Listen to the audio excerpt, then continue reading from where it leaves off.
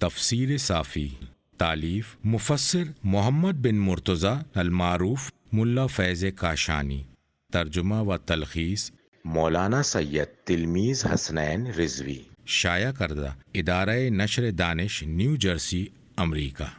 سورہ قیامہ مکی سورہ ہے۔ اس سورے میں 40 آیتیں ہیں۔ بسم اللہ الرحمن الرحیم، اللہ کے نام سے جو بڑا مہربان نہایت مشفق ہے۔ ترجمہ: نہیں میں قسم کھاتا ہوں قیامت کے دن کی، اور نہیں میں قسم کھاتا ہوں ملامت کرنے والے نفس کی۔ کیا انسان یہ سمجھ رہا ہے کہ ہم اس کی ہڈیوں کو جمع نہیں کریں گے؟ کیوں نہیں، ہم تو اس کی انگلیوں کی پور تک بنانے پر قادر ہیں۔ بلکہ انسان تو یہ چاہتا ہے کہ وہ آئندہ زندگی میں فسق و فجور کرتا رہے۔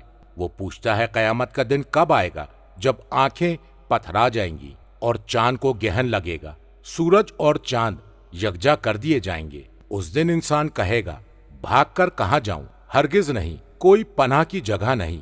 اس روز آپ کے رب کے پاس ہی جا کر ٹھہرنا ہوگا۔ اس دن آدمی کو اس کا سب اگلا پچھلا جتلا دیا جائے گا، بلکہ انسان تو اپنے نفس سے اچھی طرح باخبر ہے، خواہ وہ کتنی ہی معذرتیں پیش کرے۔ مذکور آیت کا ترجمہ ہے نہیں میں قسم کھاتا ہوں قیامت کے دن کی۔ مذکور آیت کا ترجمہ ہے نہیں میں قسم کھاتا ہوں ملامت کرنے والے نفس کی، جو ہمیشہ خود کو ملامت کرتا ہے، خواہ وہ اطاعت میں کوشش کرے۔ لا ان دونوں آیات میں زائدہ ہے اور تاکید کے لیے آیا ہے۔ مذکور آیت کا ترجمہ ہے کیا انسان یہ سمجھ رہا ہے کہ ہم اس کی ہڈیوں کو جمع نہیں کریں گے؟ منتشر ہو جانے کے بعد کہا گیا ہے کہ یہ آیت عدی بن ربیعہ کے بارے میں نازل ہوئی، جس نے رسول اللہ صلی اللہ علیہ وآلہ وسلم سے امر قیامت کے بارے میں دریافت کیا تھا، تو آن حضرت نے اسے قیامت کے بارے میں بتلایا تھا۔ تو اس نے کہا کہ اگر میں وہ دن دیکھ لوں پھر بھی آپ کی تصدیق نہیں کروں گا، یا یہ کہ اللہ تعالیٰ ان ہڈیوں کو جمع کر دے۔ مذکور آیت کا ترجمہ ہے کیوں نہیں، ہم تو اس کی انگلیوں کی پور تک بنانے پر قادر ہیں۔ مذکور آیت کے لفظ کے معنی ہے کیوں نہیں ہم ہڈیوں کو جمع کریں گے، بلکہ ہم تو انگلیوں کی پوروں تک کو ان کی ہڈیوں کے ساتھ ملا دیں گے اور ان ہڈیوں کو ایک دوسرے سے متصل کر دیں گے۔ وہ جس طرح چھوٹی اور لطیف تھیں تو پھر بڑی ہڈیوں کو ملانا کیا دشوار ہوگا۔ تفسیر قمی میں ہے فرمایا کہ انگلیوں کے اطراف کو اگر اللہ چاہے گا تو درست کر دے گا۔ مذکور آیت کا ترجمہ ہے بلکہ انسان تو یہ چاہتا ہے کہ آئندہ زندگی میں وہ فسق و فجور کرتا رہے، کہ وہ اپنے فجور کو دوام بخشے آئندہ آنے والے زمانے میں۔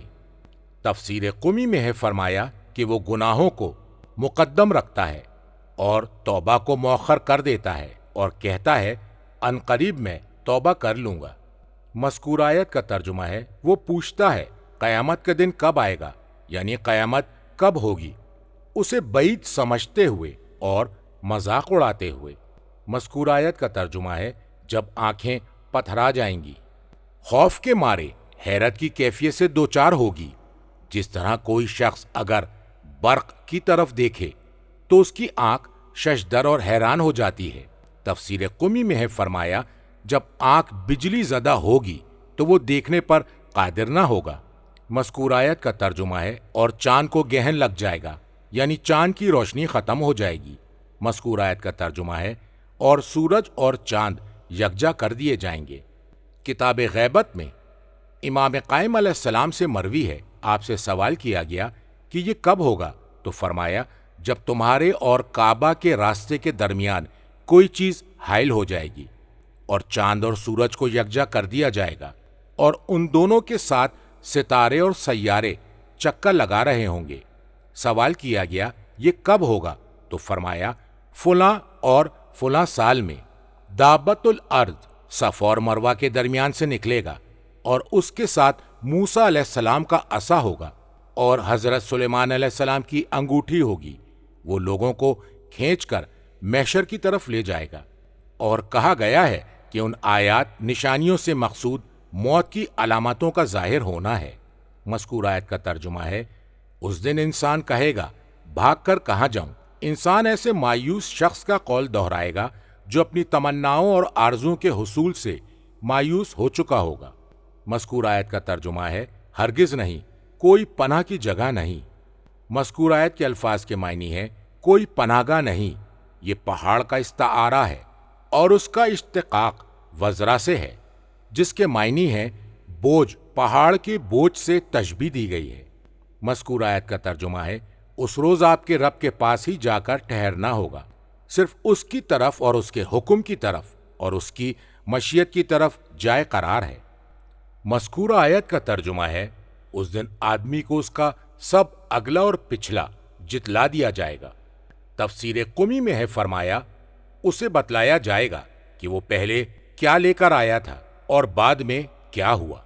امام باقر علیہ السلام سے مروی ہے کہ یہ خیر و شر میں سے جو کچھ پہلے بھیج چکا ہے اور بعد میں آیا ہے کہ اس نے جو طریقہ چھوڑا ہے اس کے بعد جس پر عمل ہو رہا ہے، اگر وہ برا ہے تو اس پر ان کے گناہ جتنا بوجھ ہوگا اور ان کے گناہ سے کسی قسم کی کمی نہیں کی جائے گی، اور اگر وہ اچھا ہے تو ان کے اجر کے مطابق اسے بھی اجر ملے گا اور ان کے اجور میں سے کچھ کم نہیں کیا جائے گا۔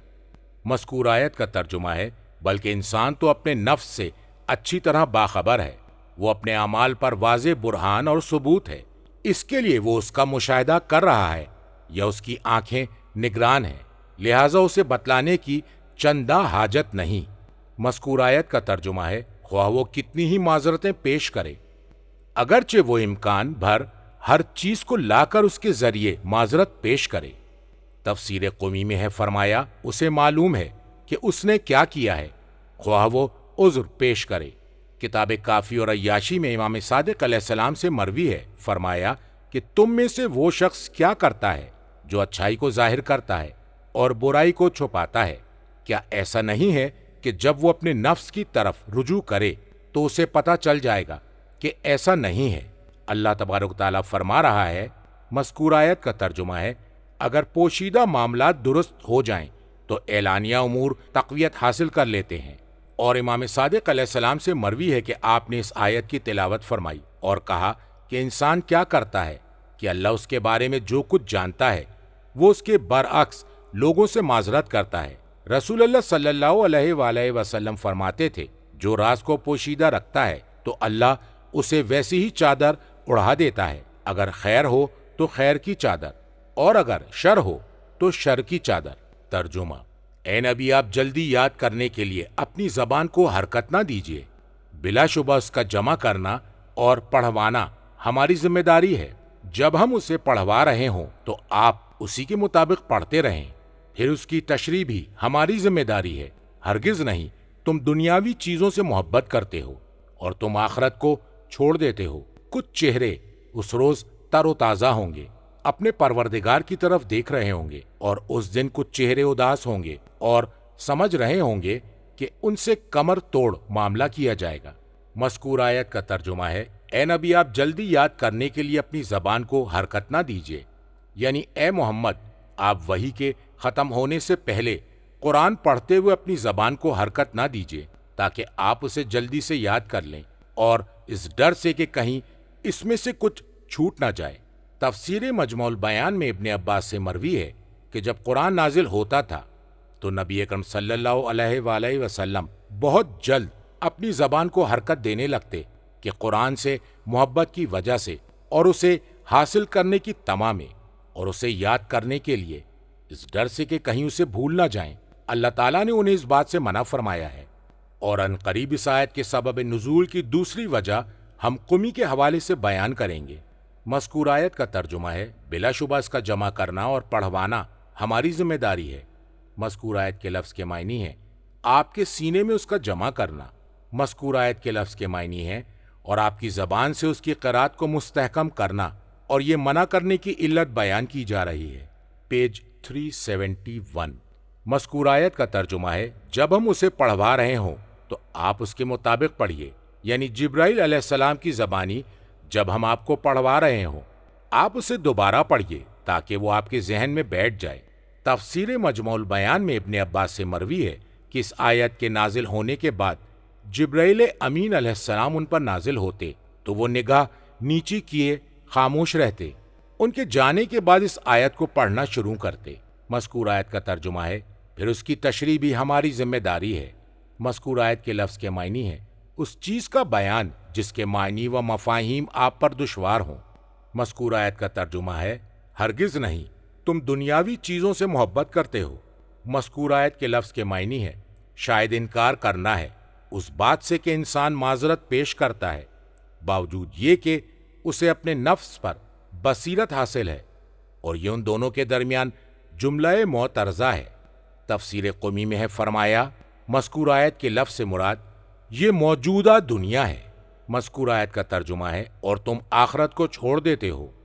فرمایا تذرونا کے معنی ہے تدعون، تم چھوڑ دیتے ہو۔ مذکور آیت کا ترجمہ ہے کچھ چہرے اس روز تر و تازہ ہوں گے۔ تفسیر قمی میں ہے یعنی چمکدار اور روشن ہوں گے۔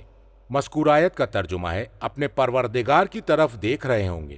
فرمایا وجہ اللہ کی طرف دیکھ رہے ہوں گے، یعنی اللہ کی رحمت اور اس کی نعمت کی طرف۔ کتاب یون میں امام رضا علیہ السلام سے مروی ہے فرمایا کہ چمک رہے ہوں گے، اپنے رب کے ثواب کے منتظر ہوں گے۔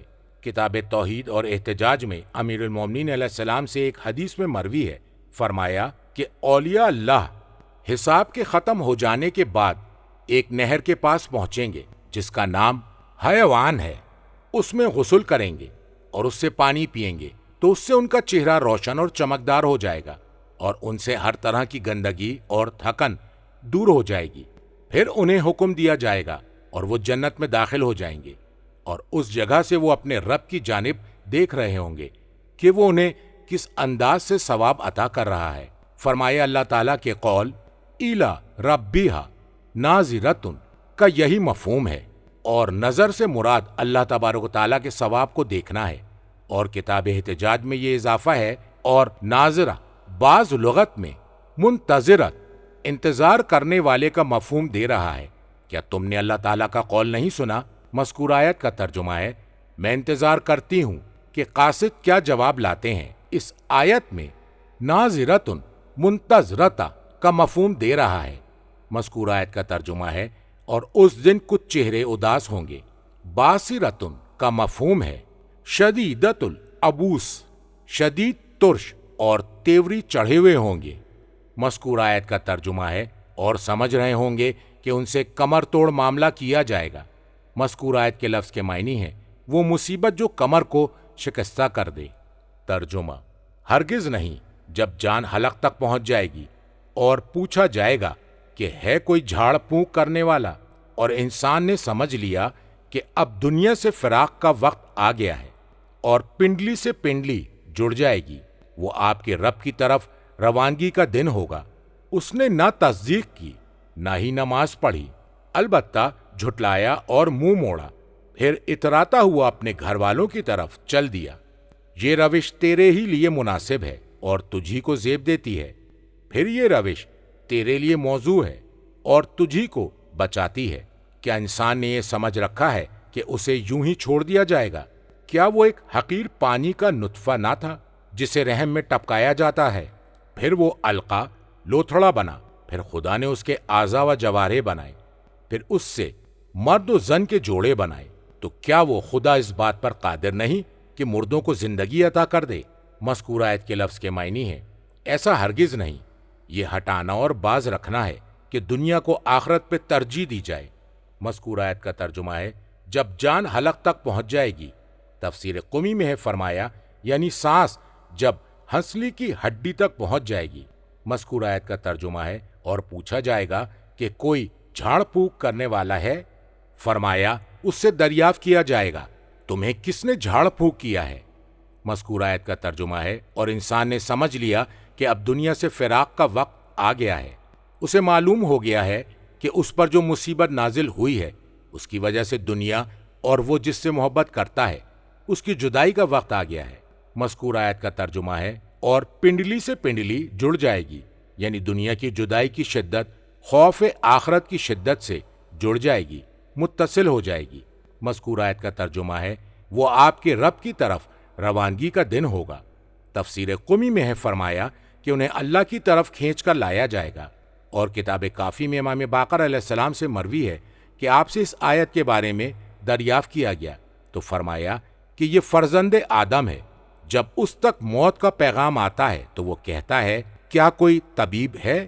مذکورہ آیت کا ترجمہ ہے یہ فراق جدائی کا وقت آ پہنچا ہے، اسے دوست احباب سے جدائی کا یقین ہو جاتا ہے۔ فرمایا مذکورہ آیت کا ترجمہ ہے یعنی دنیا آخرت سے جڑ جائے گی۔